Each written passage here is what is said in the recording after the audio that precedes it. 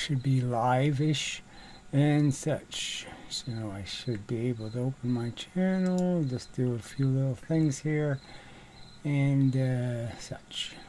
And yeah, that didn't work. So far so bad. Always something. New tab. I don't want a new tab. So anyway, just have to wait a moment, please. This probably will work. Partially. Alright, gonna click on this. Alright, time work. Yeah, now I have to go to YouTube. Oh, there's just so many pains. Time for another draftphysics.com. Debatephysics.com. Oh, then I have to go to my channel. Alright, there's the live video. Okay, and go to my channel. There we go. Alright, there's the live video.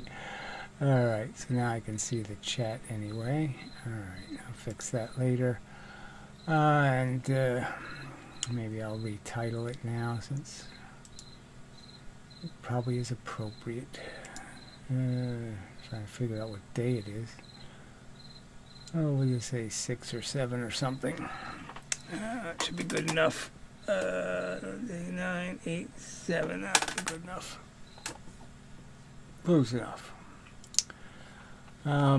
So I will be playing a Jim Al-Khalili guy, getting interviewed by some dorky guy, and you know, play some of that. But first, I'll read a comment by, you know, this obnoxious, never gives up moron, Mr. Munkanaka something. Anyway, just keeps ragging on as if he has in some way debunked the argument that it doesn't take 25 times the fuel to go 5 times as fast. That never happens. There's no experimental evidence demonstrating any such thing. There's nothing even close to an experiment showing anything like that. And so he keeps trying to change the subject. And he's using relativity arguments, which are also kind of bogus. Okay, on the surface they make some sense, but you can sort of figure out that, you know, it really doesn't make any difference. I guess I should get rid of that focus problem. Since I'm here, I should be able to do that. No, that didn't do it. Right. That's not right. That should be it. See what happens. Shouldn't keep doing that focus problem. Okay, that looks like it's stuck focus-wise. So it's the spaceship argument, basically. You're just saying that obviously spaceships prove kinetic energy is nonsense because they don't move based on kinetic energy. They move based on momentum. It just has to do with the momentum of your exhaust. The MV will be exactly what you get as an MV, and that's all there is. There's nothing else to the story.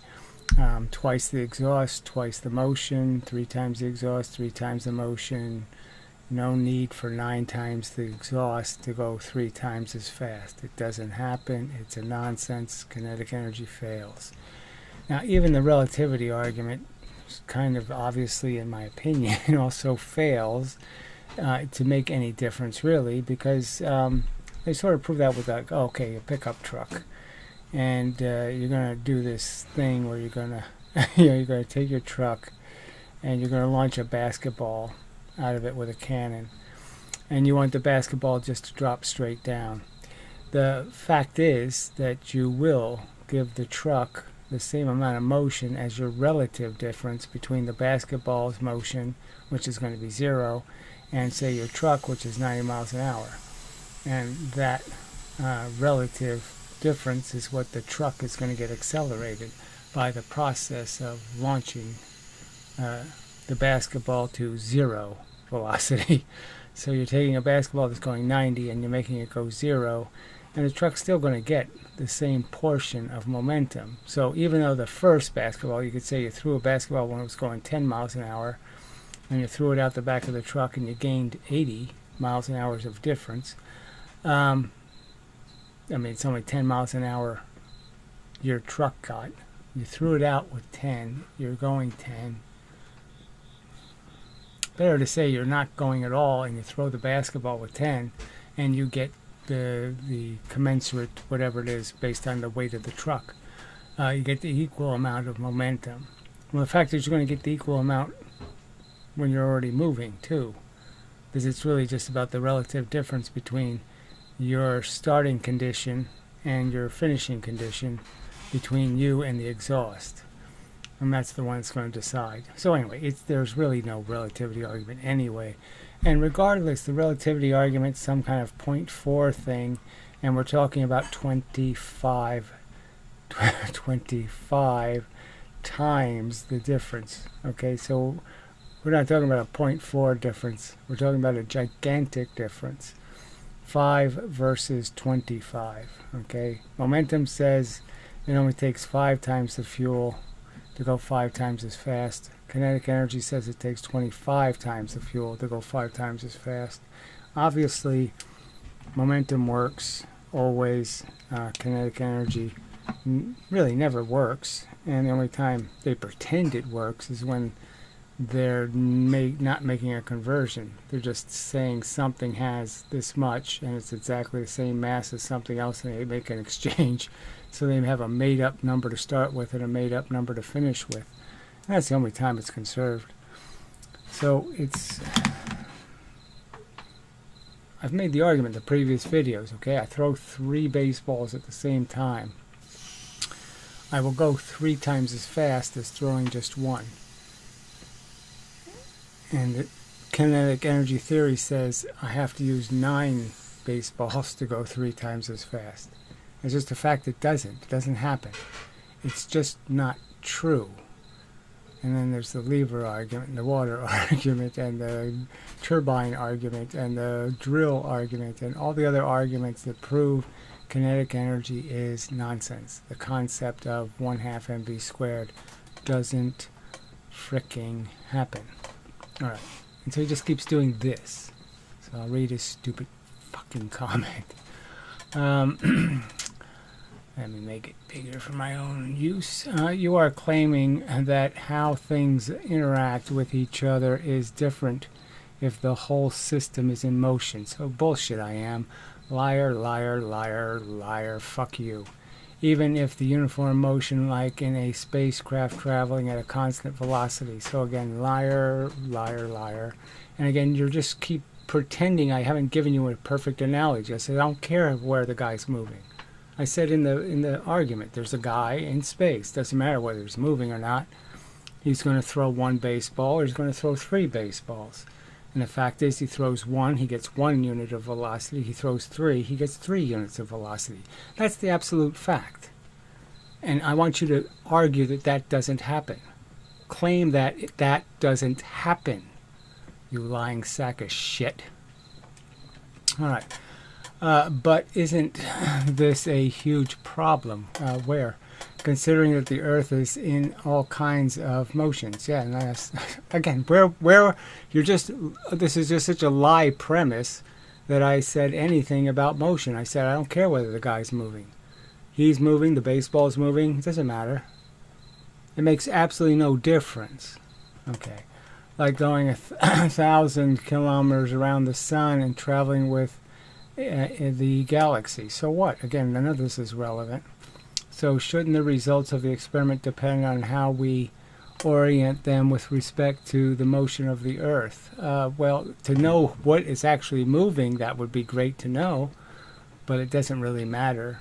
Again, when you launch the basketball off the back of the pickup truck, no one's really making the argument that the basketball doesn't have a trajectory in space and that the truck doesn't have one too. But who cares, because those motions are the same. Alright, but Newton's cradle seemed to always work pretty much the same. So again, to pretend that somehow I'm arguing against the Newton's cradle is just, again, I'm just going to block you, because this is just absolute nonsense. I mean, you know, fuck you. I have the little fucking goddamn piece of shit right here, you goddamn lying sack of shit. Don't tell me I don't know how Newton's cradle works, you fucking piece of garbage. Alright. You are disagreeing with some very basic understanding of physics, whatever that even means. Yeah, I'm disagreeing that 1/2 mv squared, invented by a religious kook with no evidence, supported by bullshit experiments where they dented clay with round objects, and Joule, who couldn't even figure out that if you tie your mass that you're going to drop to a heavier weight, it'll take longer to fall and it'll collect more energy. Yeah, duh. All right, anyway. Galilean relativity states that the laws of motion are the same in all inertial frames. So again, this is more baby talk. I give a shit about this inertial frame nonsense or any of this other crap. Galileo said, first described the principle in... So wait, he's just quoting out of Wikipedia. Fuck you. In his dialogue concerning the two chief worlds, whatever example of traveling at constant velocity without rocket... Yeah, you're just wasting my time. Okay, so we're done for good now. That's how, I mean, this has nothing to do with the experiment I presented to you. Your simple task was to, in some way, debunk the fact that rocket ships cannot find kinetic energy. They can't find it. It doesn't happen. Ever. Ever, ever, ever. It's never meaningful. It doesn't say anything about their function. Oh, God, people are just so dishonest. I just hate this planet. Alright, so we'll pop the chat out and see if there's any people that show up to have anything to say worth paying any attention to. Not very likely. Alright, so I did that. And I guess we can just add this and commence. So he's been introduced and he responds, "Oh, great to be here." Pleasure to be here. Once upon a time, when doing a lecture at the Royal Institution, you spoke about the famous double slit experiment. Okay, so I played that video and debunked it a couple of years ago when it first came out, or whenever. It was more than a couple. And of course now I can make much better arguments, so I might as well make a couple of those, just to point out that, you know, this is so obvious that this is about what's, you know, it's about surfaces, it's not about slits. And Isaac Newton had already proven that, and if they thought about it a little bit, they would know this. But they actually do pretend that the pattern created by a single slit isn't the same phenomenon. That somehow it's some other magical thing called diffraction. And, you know, and it's obviously the same thing. I mean, it's a huge number of bars you can create. It's the same exact mechanism. And so, you know, they're just liars. So Isaac Newton did these two experiments, right? And it sort of just illustrates the point loud and clear that this doesn't have anything to do with this opening, you know, okay? Because you do a needle or a hair, as Newton used, and you get exactly the same pattern. So if you make this as thick as this opening, frankly, you'll get exactly the same pattern because it's really just about this distance. And they already know this because their own math uses this distance. This is what their this is in their math. They're taking two vectors from these distances, and that's all they're doing. They're saying this vector, and then this vector is a full wavelength, and then this vector is a full wavelength, and then this vector is a full wavelength. That's all they're doing. That's the math right there. So there's no pretense that this is an infinite pattern, that this is anything else. I mean, it's just obviously telling you the only thing that matters is the distances, and it's basically just saying there's 2 point sources making a contribution. And when the 2 point sources, when the two sources are in phase, you have a photon, an on, and when the two sources are out of phase, you have an off. And that's all you're seeing. That's all the math is screaming, and that's what so you know, where's the room for two waves here? There's no. What am I just going to arbitrarily make a wave like that, and then say, okay, there's two waves, one going this way and one going this way? Yeah, there's no surface over here, but somehow it makes a wave. I mean, it's a ridiculous argument. So, but clearly, the source is the surface. The photons come through. Some of them interact with the surface. The surface disrupts those, scatters them. There's a 50-50 chance you're in phase or out of phase. I mean, so You could deduce it based on Newton's experiments alone. You don't need to even start talking about double slits. I mean, clearly this is the two-surface experiment. This is the two-surface experiment. And all you're doing when you make a double slit experiment is you're basically just saying, I'm going to make a four-surface experiment. And the key ingredient is it makes a pattern that makes that obvious, in the sense that the pattern's going to have two patterns built into it. Okay, it's going to look something like this.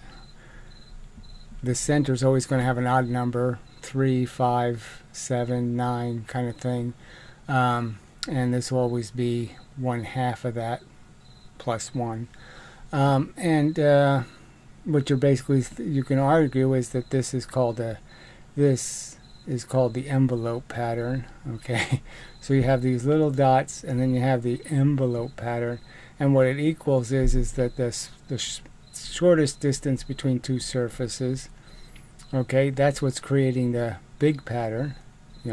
Very few places where there's a wavelength of difference, and the biggest distance between two surfaces, right, this distance, all right, that's the one creating the little dots, because there's lots of vectors you can draw. So the wider the slits, the more of these little vectors you can draw. The closer they are, the fewer of these places where you'll have a wavelength of difference. So there, you're done. You're done dissecting the double slit. It has nothing to do with photons going through openings. It has to do with photons hitting surfaces. And it's obvious, the math proves it. Any kind of fair drawing of the patterns proves it. And so there's no mystery. There really is no legitimate mystery. And here they've been talking this crap for over 100 years, pretending there's something mysterious. There's nothing mysterious. If you scatter photons, pieces of a photon, from these locations, you will have a 50-50 chance of putting back together again. In phase, out of phase, in phase, out of phase. That simple explanation works, and you don't need any entanglement or superpositions or any other nonsense. You just have to recognize that you need more than one surface to take broken photons and remake them. And the two surfaces have to be close enough to create nodes big enough to see. If I have the two surfaces way far apart, the nodes will be so tiny I can't see them. So no reason for mystery. Strange quantum phenomenon whereby all hype and all bullshit.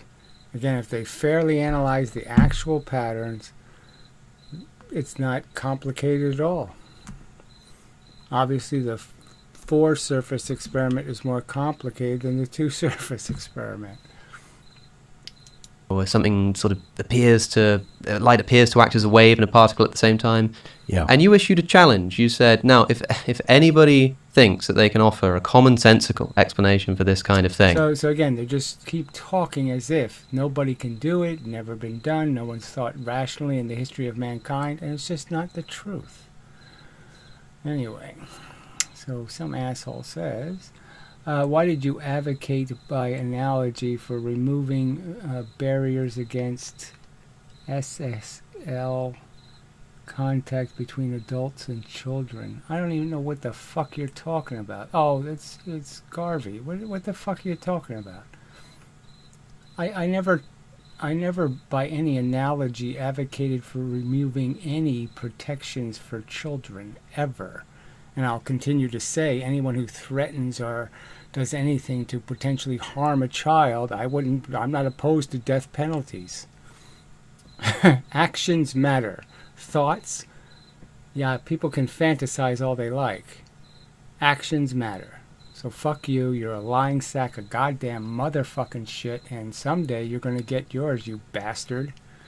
Someday you can't hide in Japan. Someday. So you just wait, you'll get yours, you fuck.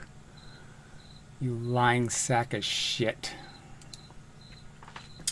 Alright. Oh, it's just disgusting. This bullshit these people make up.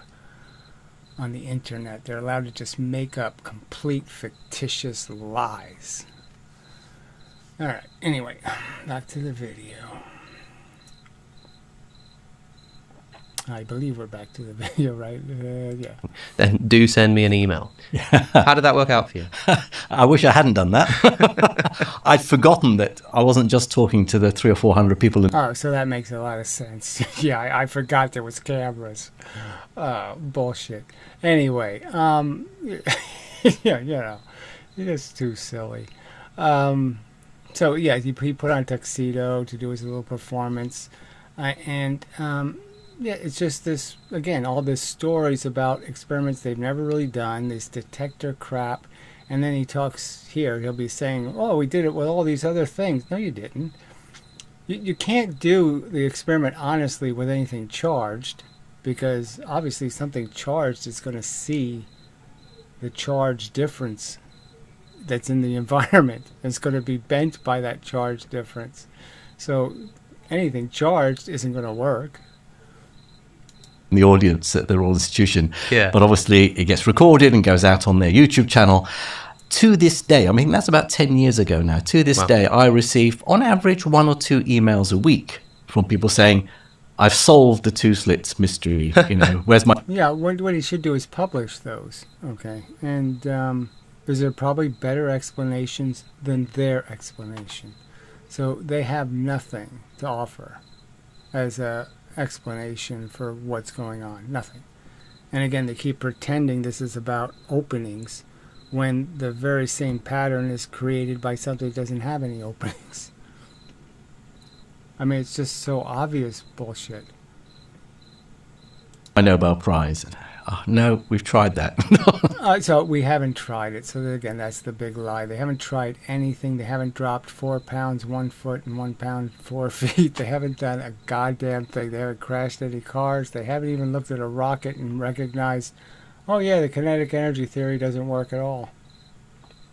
They haven't even noticed that it never takes 25 times the fuel to go 5 times as fast.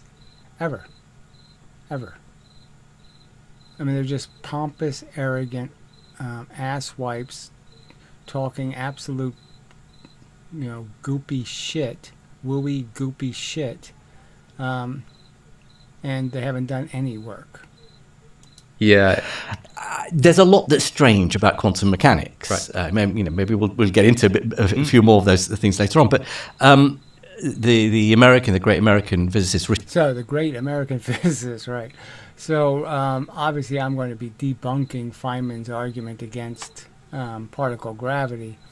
But yeah, Feynman's drawing of the double slit experiment is ludicrous, hilarious. He doesn't pay any attention to the actual patterns. I mean, there's actual patterns created, and he just couldn't care less. All right, and there's a huge distinctions between what water waves do and what these light photons do in terms of a double maxima and other giveaways. And they pay no attention to any details at all. And it's disgraceful that this is the authority on a subject when he obviously had no clue what the actual patterns actually look like. Richard Feynman said that the two-slit experiment is sort of encompasses the central mystery of quantum mechanics. Mm-hmm. That we know that when you send light through two slits and you get interference patterns, light and dark fringes. Right, you get fringes. Okay, interference is your notion. It's the simplest pattern in the universe, on, off, on, off, on, off. And you're claiming that anytime there's an on-off pattern, somehow it has to be interference. There can't be any other explanation. When, of course, there can be. What's weird is that sending particles, indeed even entire atoms through, you get the same. So you don't. You don't get anything near the same, and it's just plain fact. And the strength of the pattern is insipidly weak. And all you're really doing is saying, well, look, there's no way I can send an atom, which is always going to have some charged surfaces. The Stern-Gerlach experiment sort of proves it. Every atom as an individual atom is magnetic. So, I mean, we only know of 3 or 4 substances where you can put the atoms together and they remain magnetic. But the individual atoms are all magnetic. They all have some bias, some polarity. So all of them will move. No matter what you shoot through the slits, it's going to move because the surfaces are not going to be neutral. And that's just an absolute fact, ignored by these absolute jackasses.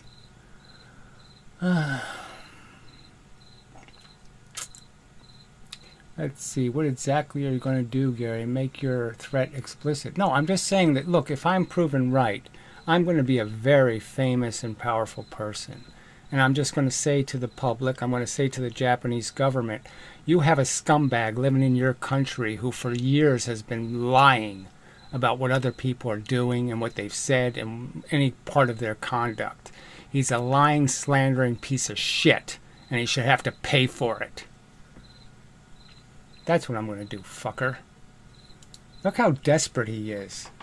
Look at the desperation of these fucking goddamn trolling monsters. So FBI, you know, the FBI is watching everything I do, no doubt. Every phone call, everything. FBI, look at this fucking harassment by these morons. These are the people you should be watching, you fucking dumb assholes. Somebody who doesn't have anything else to do with his motherfucking time than this crap on a physics video. And it's absolute crap. He's got no argument about any crime I have committed. He's got no evidence that I've committed any of these crimes. Ugh, disgusting.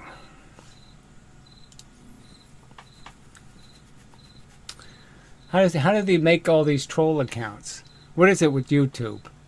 I can't make another account. You know, I have to have 1,400 I have to have mobile phones. I don't even have one mobile phone. They won't let me make accounts. How come they keep letting these assholes make accounts? That might be worth investigating also. It seems YouTube likes trolls. All right. Let us continue.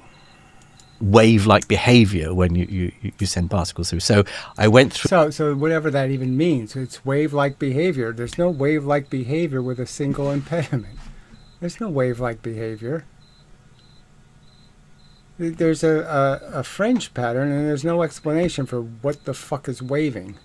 Where are you creating your wave?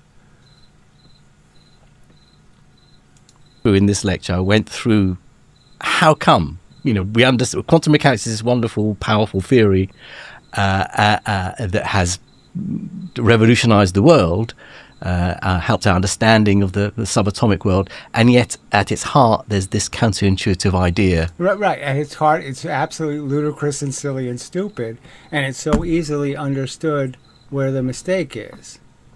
This isn't about making waves by creating an opening that somehow slows this, you know, it gets friction and slows the photons down and they turn into a wave. Yeah, none of that's true. There's no mechanics for any of that nonsense. And the simple argument is as the pattern gets more, the fringes get more and more certain, the smaller and smaller the aperture gets. So the smaller you make the opening, the more you guarantee that the photon is going to interact with the surface. And then the only light you get is fringe light. I mean, it's just so obvious. It's just a mechanical process. It's just an interaction between photons and surfaces. Manifesting in this two-slit experiment that we still can't explain properly. Right. You can't explain it honestly. It's not even that you can't explain it in the big picture, like if you actually drew the pattern and said, well, I can't explain any of that. I don't know why there's a double maxima. I don't know why there's an envelope pattern. Yes, you can't explain any of it, but you can't even explain what the actual experiment does and what the actual math that works is actually pointing to, which is not the center of waves. When they do the math, they don't sit there and say, oh, where's the center of the wave? And let's do the calculation from center to center. That's not the math. The math is where's the surfaces. That's the math that works. You only get the right answer when you use the surfaces. Yeah. So quantum mechanics is stereotypically thought of as the sort of weird, spooky, kind of creepy... Yes, religious. It just sounds like a stupid, silly fucking religion. And that's really all the fuck it is. leaves room for new ages to get in and say there's all kinds of, this could explain telepathy. Right. This could, yes, exactly. So Dr. Quantum videos get made, and now people start talking about how our brains are controlling photons. All of wishful, wooey, nonsense thinking, all very much supported by the physicists. They don't even object to all of that woo talk. And this and that. There was certainly a time when we start discovering these strange quantum phenomena and we think, this is completely inexplicable. It still has that reputation today, but it's been, 100 years. Is it still legitimate to say, as Richard Feynman also famously said, who is this douchebag? Anyone who thinks they understand quantum mechanics doesn't understand quantum mechanics. Is it still true to say that it is just weird and creepy and spooky? Not all physicists and indeed chemists who also use quantum mechanics would agree on. So use it. They don't really use it, okay? So this is the big lie, okay? They really don't. There's no using of anything called quantum mechanics. There isn't any. You're just basically, you have certain effects that happen. So these fringes happen.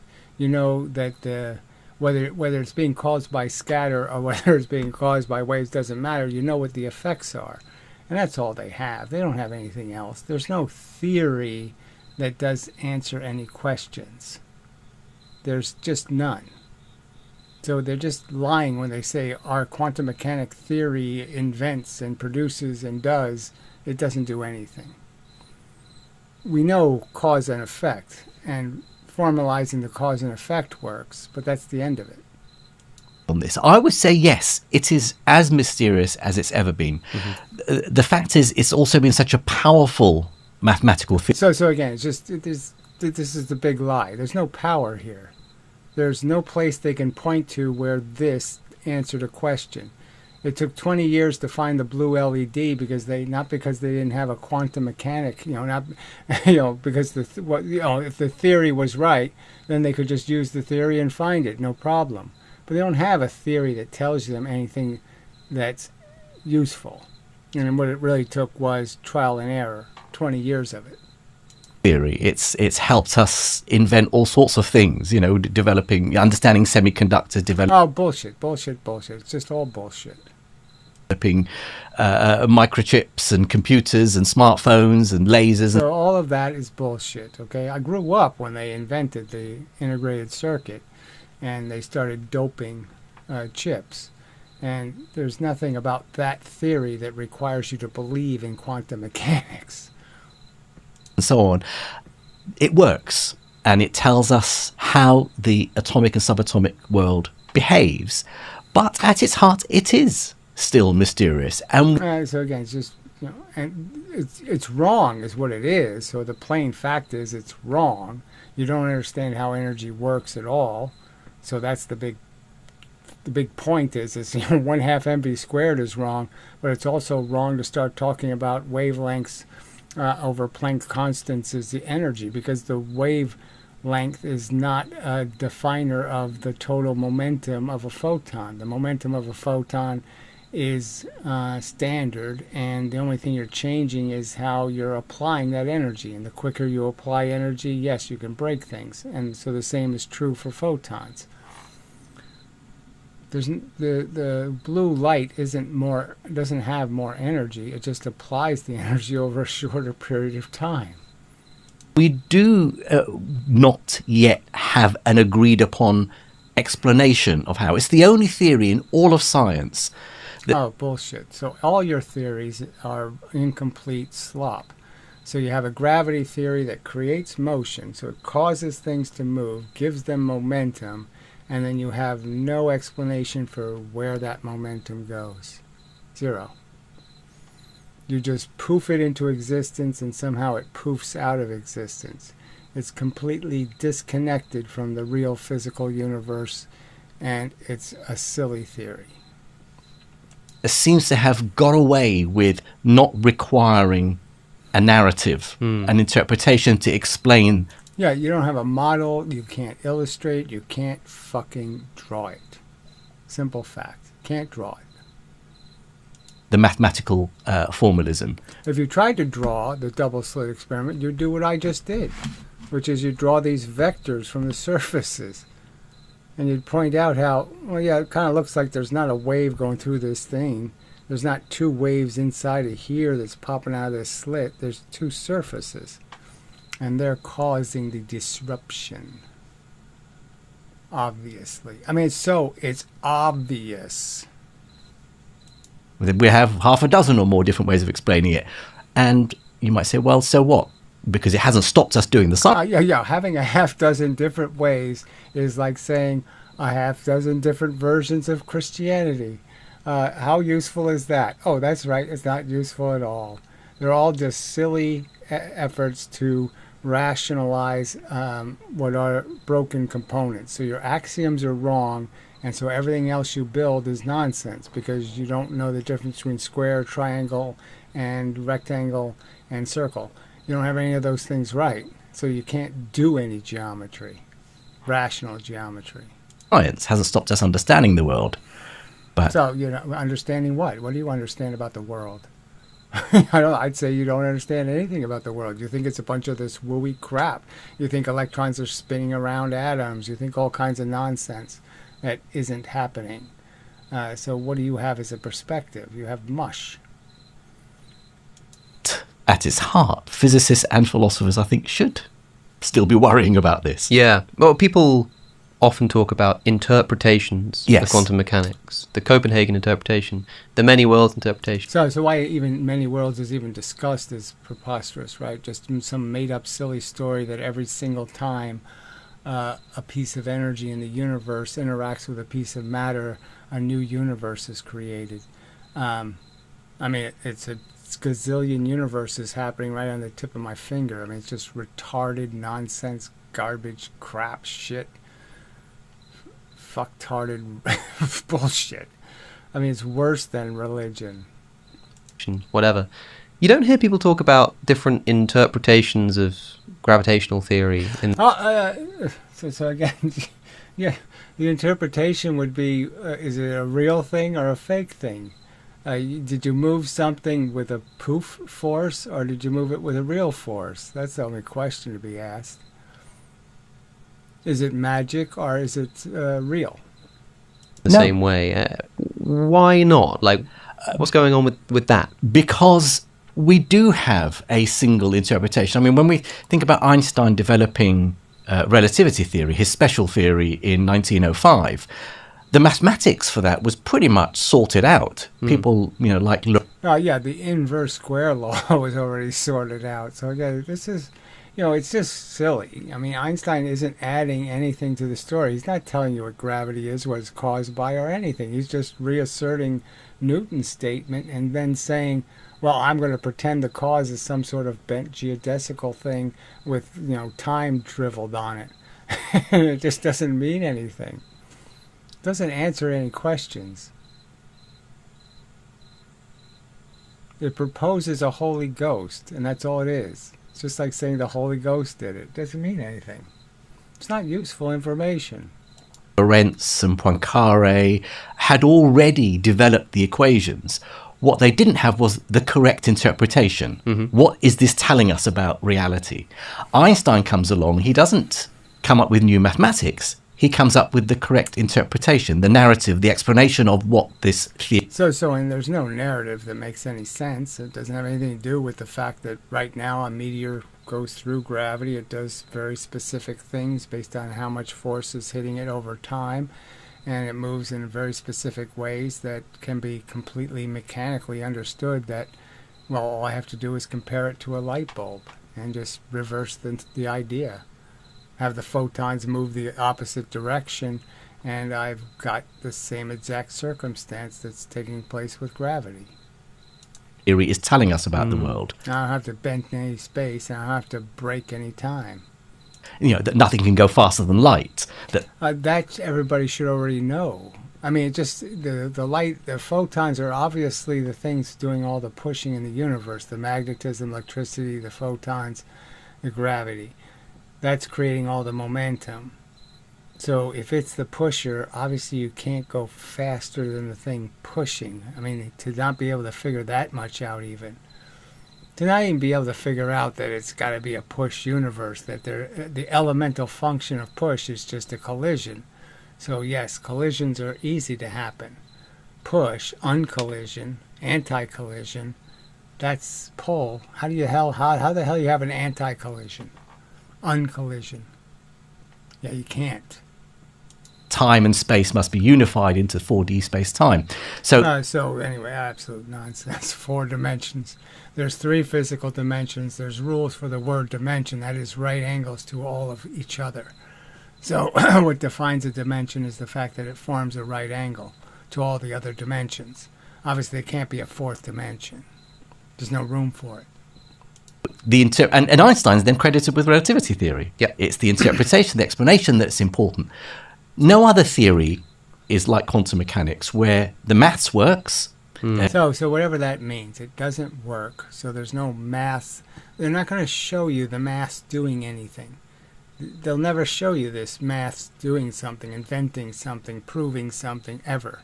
It never happens. There's no video where they're going to show me how the maths did something. Something was invented, penicillin, whatever, by the maths. The maths never do any of that. It describes the subatomic world, tells us about how atoms fit together and electrons fit. It really doesn't do any of that. That's just hyperbole, exaggeration, nonsense. Doesn't do any of that. Orbit around the atomic nucleus and so on. But we have these half a dozen or more different ways of explaining what's going on, and we can't agree on which one's right. Yeah. Well, it's the difference between like a mathematical model that like... Yeah, is it the bear god or the shark god or the tree god? It's just, that's how bad it is. They can't come up with anything reasonable and rational. predicts outcomes, and I hesitate to use the word explains, but let's say describes the various activities of subatomic particles. That is a separate question. So it really doesn't. So I'm just saying that all of this wooey bullshit about what electrons are doing in atoms doesn't really work.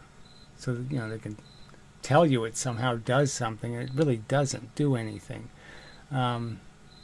And I would argue that if they got it right and realized the simple truth that atoms can't have orbiting electrons, you can't share something that's moving. So it would be just kind of silly to think that's how electrons are shared by atoms. Atoms are magnetic and elastic, and the elasticity comes from the fact that everything is kind of in rigid locations, and there's a balance between the charges, and that balance between the charges is what creates the tension and elasticity that makes atoms have the properties they have.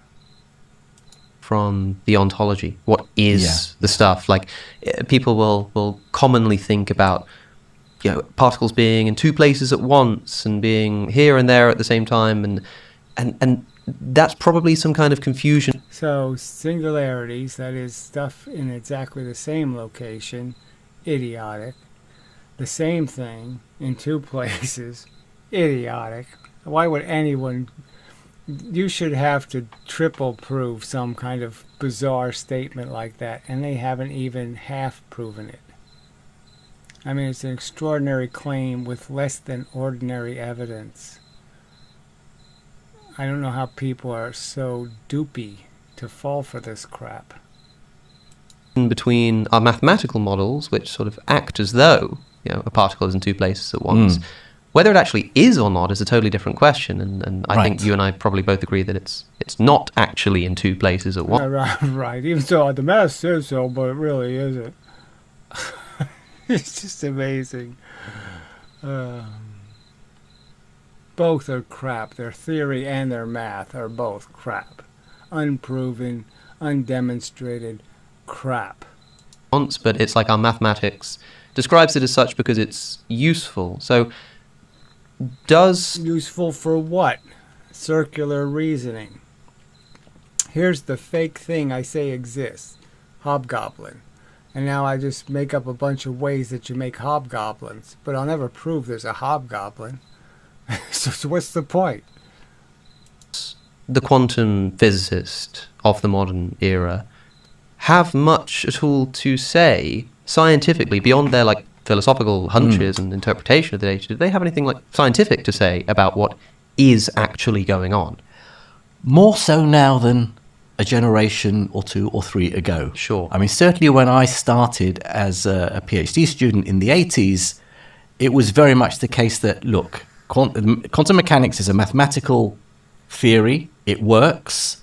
If you want to do philosophy, go and do philosophy. But a physicist uses it. So this is the Copenhagen view. Sometimes it's simplified into the shut up and calculate interpretation. It works. Don't worry your pretty little head about how and why. We can't say, the Copenhagen view says we can't say anything more about the quantum world beyond what... So this is the silly, every photon is randomized, which is nonsense. So they know that if I open the slit pretty wide, 97% of the photons go straight through and hit the target, never fringing. 97, 98%, depending on, I just make it more and more. The wider I make that slit, the more light doesn't get bothered, doesn't get fringed. Absolute fact. And yet they pretend every photon got randomized. No, it didn't. Obviously it doesn't happen. There's only a tiny percentage of the photons that hit the slits, the surfaces. They're the ones that get affected. They're the only ones that get affected. They create the fringes. Put the slits close together, lots of fringe light. Put the slits far apart, not so much. We can measure and observe. What's going on behind the curtain before we look, we have nothing to say about it. Not that it doesn't so much exist, but... I mean, nothing to say about it. You don't have a theory that's mechanical, so you can't say anything reasonable. That's the truth of it.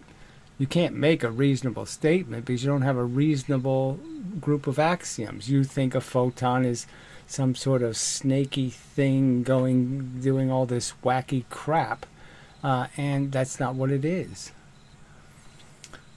All right, all this hype for quantum mechanics, like the quantum computing, just is ridiculous. Well, obviously the quantum computer will never happen because that's another one of their wacky theories, that they have a shortcut, that they can use a qubit to take a shortcut to an answer. They don't have to do 2 + 2 = 4. They can just jump from plus to 4, or something like that.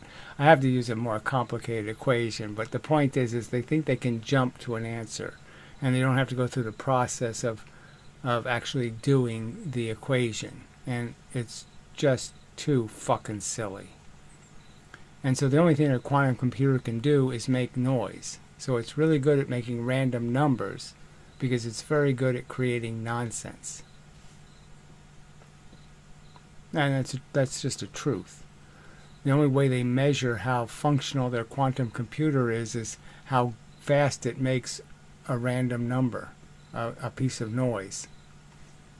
we have nothing to say about it. Yes. I was always uncomfortable about that. And I felt somehow, you know, not that I was out on a limb, but it wasn't the prevailing attitude to worry. I think, well, something must be going on. You mentioned, you know... So he claims that this bothered him, and then he does all these videos where he just hypes this wooey explanation, you know, this completely non-tangible, non-real, non-mechanical explanation of reality.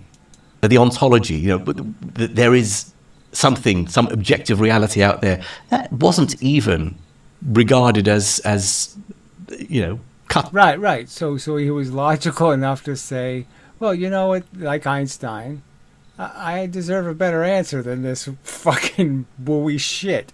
All right, there should be a better answer. Okay, it is a mechanical universe. There's lots of consistent rules. Photons travel billions of light years through space and land in very precise time and in a precise location.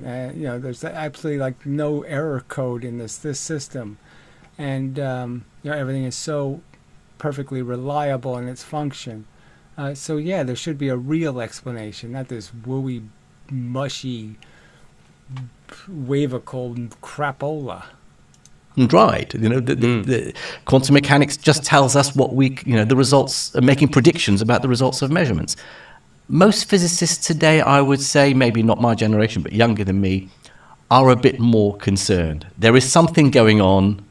Again, it's just so obvious what's going on. All they have to do is draw the fucking patterns, draw the experiment, and then say, what can I deduce from this? And again, from Newton's own experiment. So Newton, way before Young, back in the 1600s, he did these two experiments, and they demonstrate the truth. That this isn't about a fucking opening. There's no Huygens here. There's no mechanism for this Huygens crap, wavical crap. And it's clear that it's just about surfaces.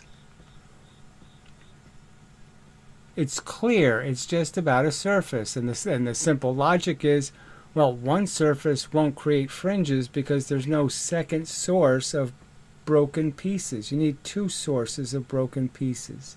You need two sources of light to, if I'm going to do this on-off pattern thing. I need two vectors of a radio frequency. I need two vectors. One vector won't do.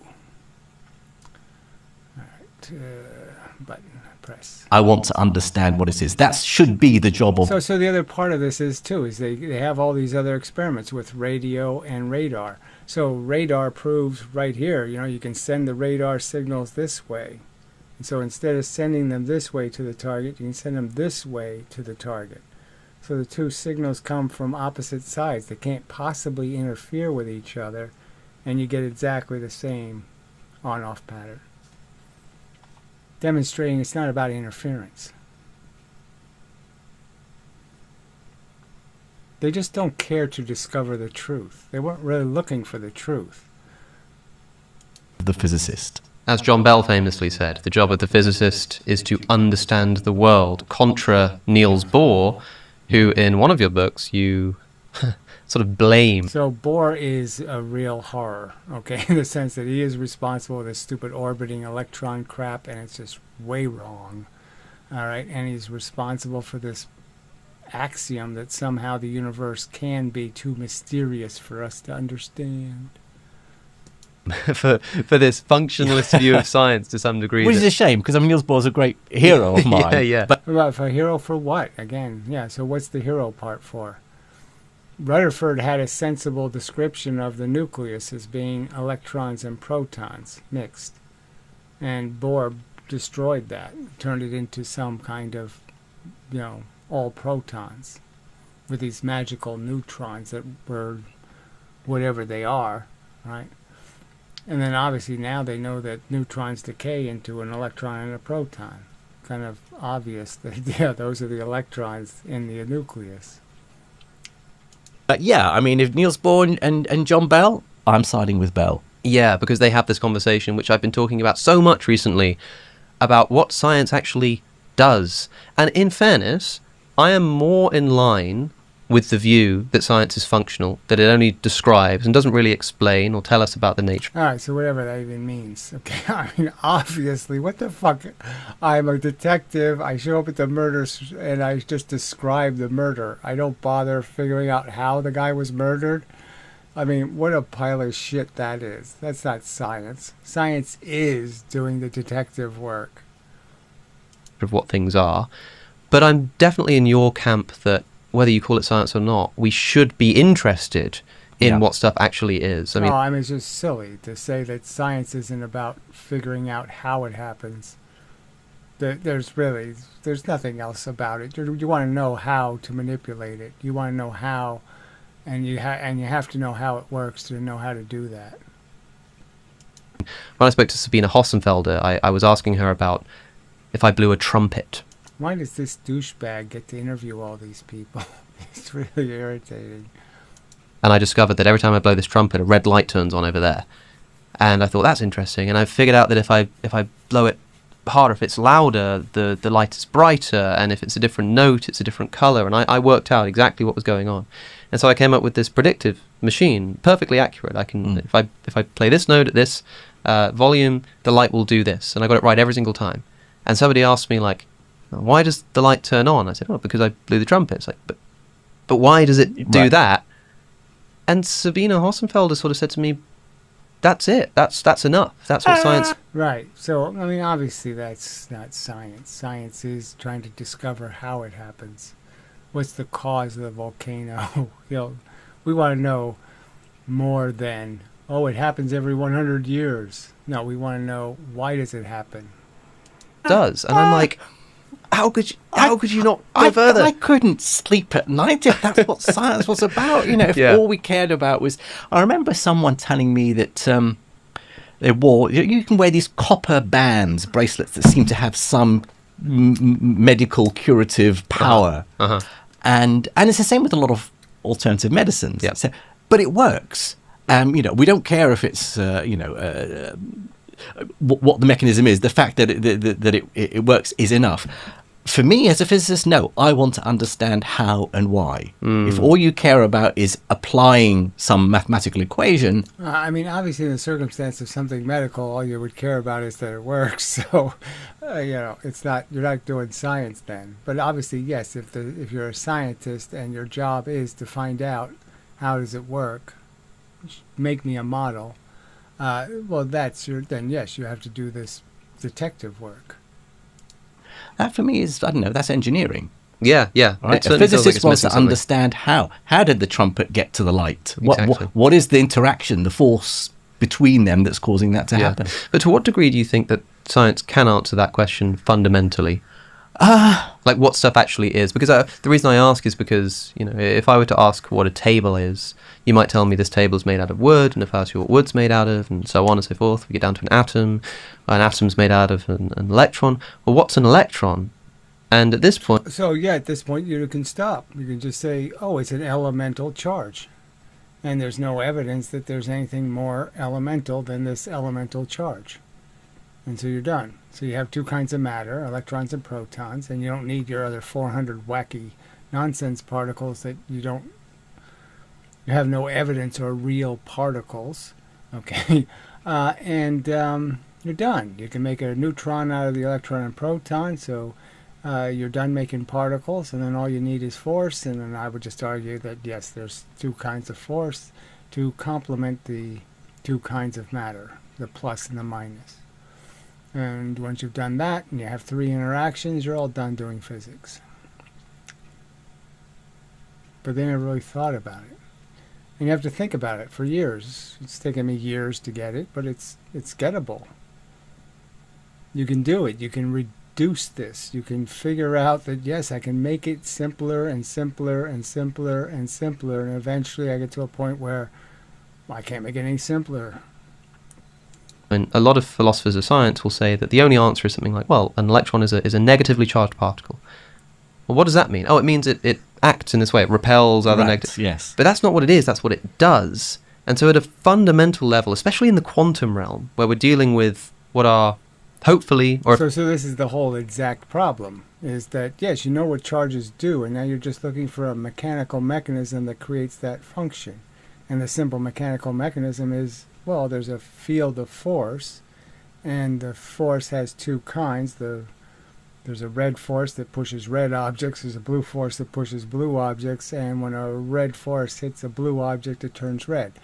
Those three functions, and now you have perfect diagram of electric charge. You've now shown why electrons and protons move the way they do, why they react exactly the opposite to the same force. All of it's explained with that simple mechanism. All right, it makes sense the physicists would have more simple interactions like particles moving in straight vectors. Well, the straight vector thing just seems so obvious in the universe that why would they even play with this notion of waves? I mean, obviously, if I send vectors out, it'll look like a wave, time-wise, right? If I send pulses. So, okay, yeah, there's a pulse, there's another pulse here, there's another pulse here. That'll look like a wave, but nothing's waving. There's rays of light coming off the sun, not waves of light. Shit. They're not, hopefully we'll find at some point, atoms in the true sense of being atomic, like fundamental particles. And we're asking what those things are, not what they do, not how they behave, or how they relate to each other, but what they are. Do you think that is a question for the physicist? I think It is, and I think they should try. It may be that we're peeling back layers of the onion, and it's also true that there are different scales at which certain explanations are sufficient. Yeah, but they already know some of this. They know they really can't do anything to an electron. So they know this is elemental. And then the argument is do they really know that quarks pop out of protons? And I would argue they have no evidence of that. The experiment is so distant from the actual conclusion they're drawing that it's almost ridiculous that they're making this statement. It's like the Stern-Gerlach experiment, where they're shooting silver atoms and they imply that they're measuring the magnetic moment of an electron, when that's not what they're doing. They're watching silver atoms. It's that far removed. So again, there's just a huge amount of evidence that electrons and protons are indestructible pieces of matter that have always existed, and that all you can do is make them into different forms of atom or do this or do that to them, but they're durable mechanical devices that behave very reliably in a given circumstance. I don't need to understand the workings of the standard model of particle physics to work out how a washing machine works. At the level of table, it's made of wood, and wood So there's no levels here, except understanding that there's one universe, okay? The little one. The little one makes everything else happen. Again, I'm just a manifestation of force applied to electrons and protons. The electrons and protons are forced into confinements into atoms. Those atoms become other chemical machines, and it's just machines all the way up. But nothing happens until the electrons and protons do it. I can't do anything to them. They make everything that I do happen. I don't do anything unless the force and the electrons and protons say so. That's the universe that does everything. The only rules exist in that universe. The only laws only exist in that universe.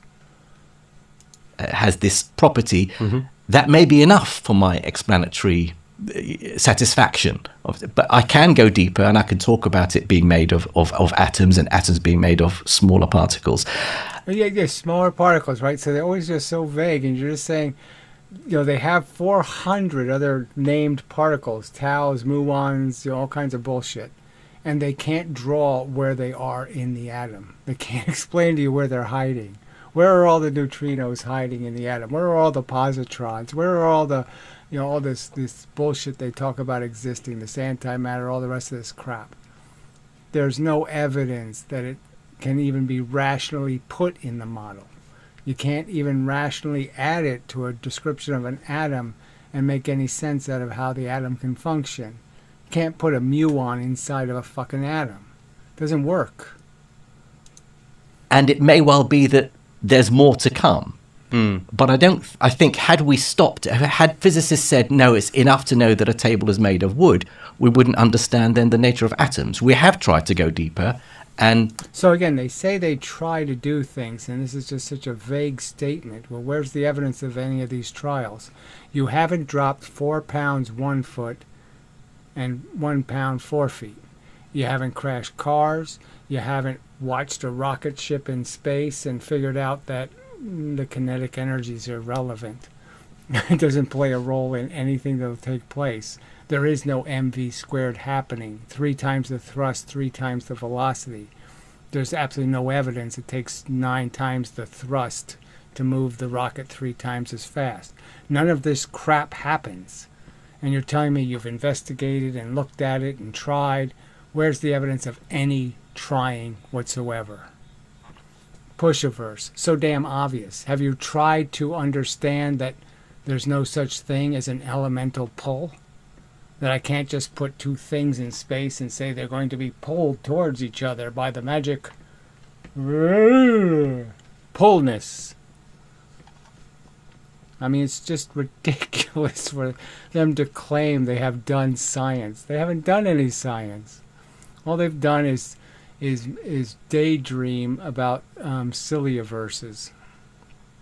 very often we have arrived at what objective reality is at a deeper scale. That may not be the end point. Of course, there may not be an end point. We may never reach it. We may not be able to. Right. So, blah, blah, blah, blah. Well, you will not. I have. So that's the joke. Okay, because somehow I wasn't corrupted by my education into actually saying, everything they tell me is the truth. Again, it's so...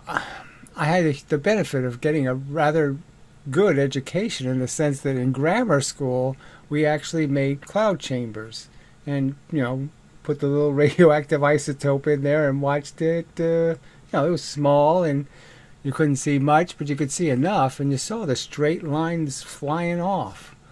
And then the very same kind of context, they're drawing this wavy crap on the board, and you're saying, how do you put those two things together?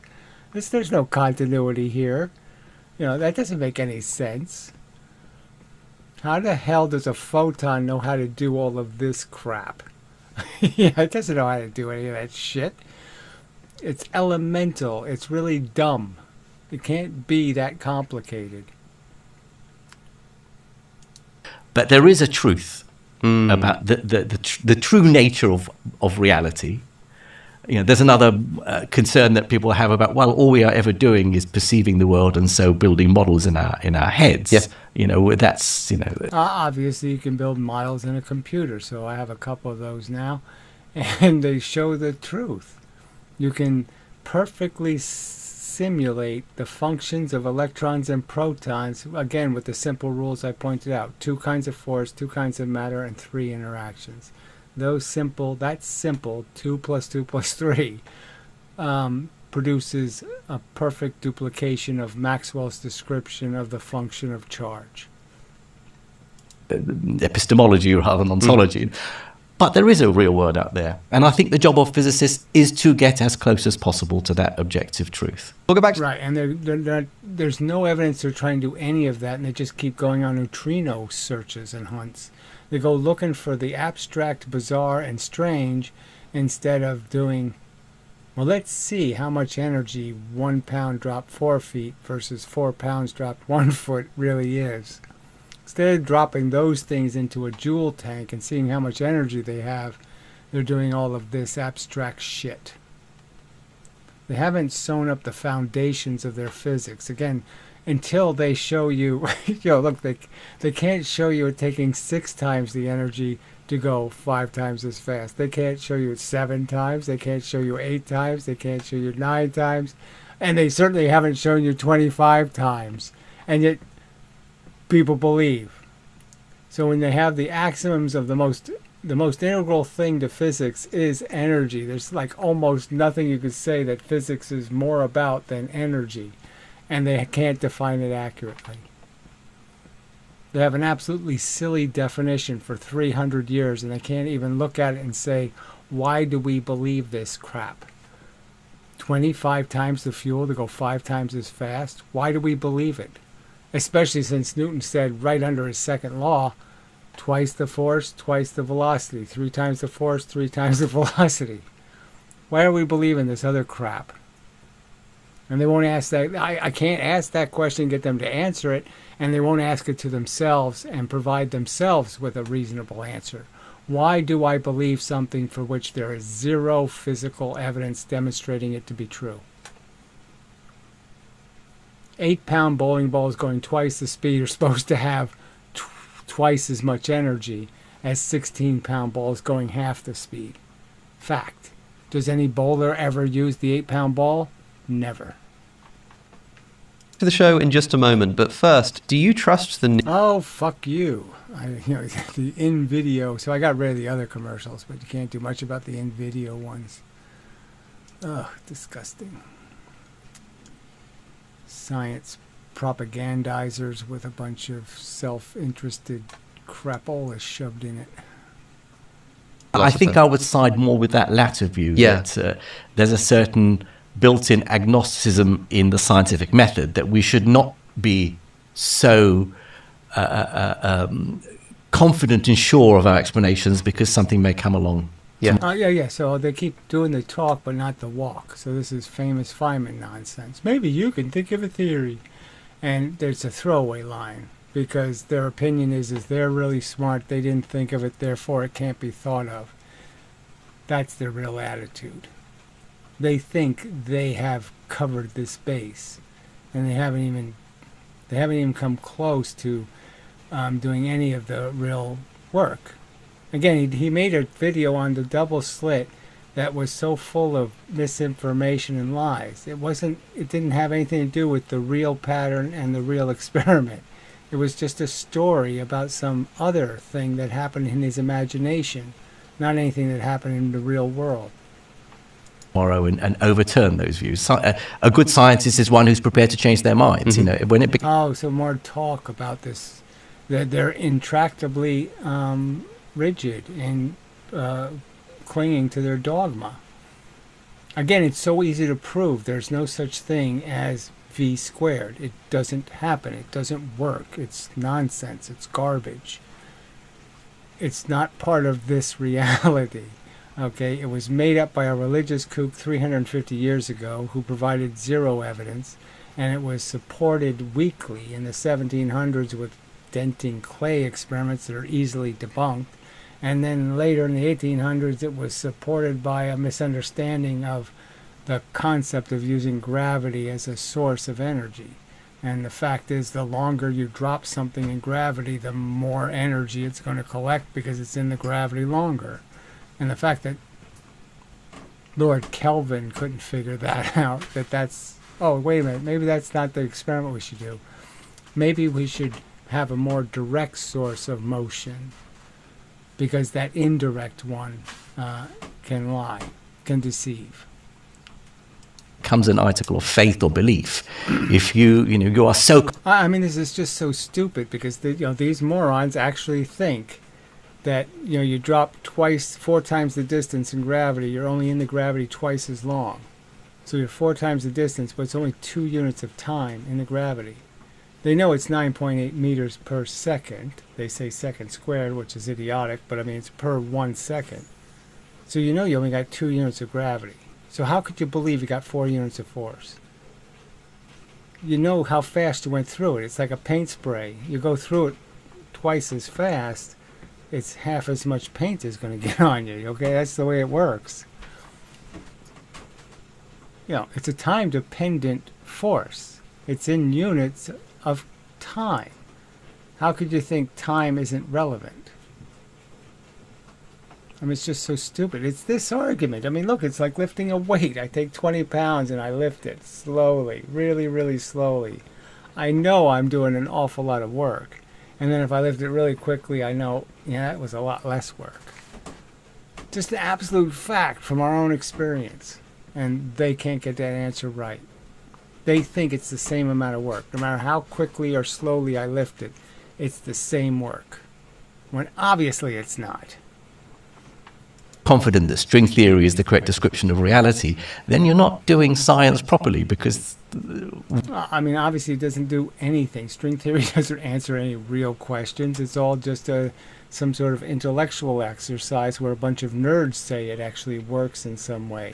But there's no tangible evidence it does anything. They don't draw a picture of it because it's not sensible and reasonable. You need evidence. Physics is an empirical pursuit. We need... So again, more bullshit about it. We need evidence. They don't have any evidence. Your MV squared has nothing going for it. Ballistic pendulums prove it wrong. Gears prove it wrong. Levers prove it wrong. Turbines prove it wrong. Electric drills prove it wrong. It's always wrong, always proven wrong, and yet you believe. And you're going to tell me how your science is rigid. It's rigorous. You have to pass the test.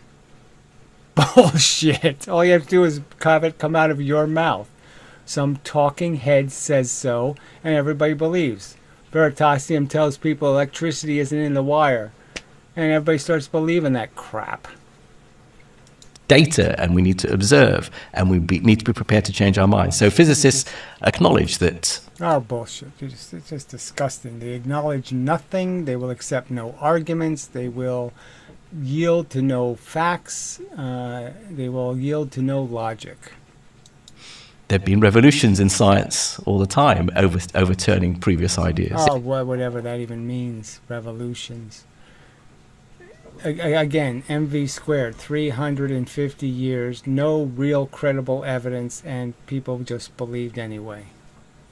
Yeah. So what is it about quantum mechanics that makes it so subject to different interpretations and difficulty and weirdness? Is that something intrinsic to quantum mechanics, or is that just because it's the newest thing that we're interacting with? Or is it actually about quantum mechanics itself? It is. I think we've, after 100 years, but it's not taken us that long, but I mean, very soon we realize that it's something intrinsic to the description of the quantum, the way the quantum... So again, it's just not true. There's no such thing as a quantum world by their description.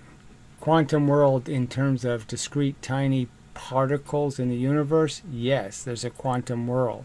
And it's very mechanical, as I described it, 2 + 2 + 3 physics. And that's all you need. No woo, no superposition, no entanglements, no bullshit. And, they've just made up a bad story to replace the right story. It's just a religion. Quantum world behaves is very... And it's not just that it's far removed from our own everyday senses and experiences. It really is strange. And it's like the bump under a fitted carpet. You can move that bump around. You can shove it behind the sofa, behind the TV so it doesn't show up. But that bump is somewhere. You can say that bump is many worlds branching out. You can say it's a non-local field a la de Broglie-Bohm mechanics. You can say No, you can just pull the balloon out from under the carpet. It's just a balloon full of hot air. It's a fake bump created by your fake notion of a fake function that doesn't actually happen. None of this entanglement, interference, nonsense happens. All right. Well, maybe we'll call this part 1. Yeah, it's maybe it's worth playing the whole thing. I don't know, but a next episode, I guess. There's not much happening in the chat, and this is kind of tedious. Yeah, that's what it is. These people are so full of shit. So 6 watching. Yeah, it's just a little short of the audience required. So anyway, so I'll call it a video, and we'll do it in pieces, I guess. Why not? Video playback, yeah, okay. Alright, so I have to go here. Yeah, I guess. And here. And so I think I'll say goodnight and move along. Such. Take care. Okay, thank you. Yeah, okay. So till the next time and such and so forth and whatnot.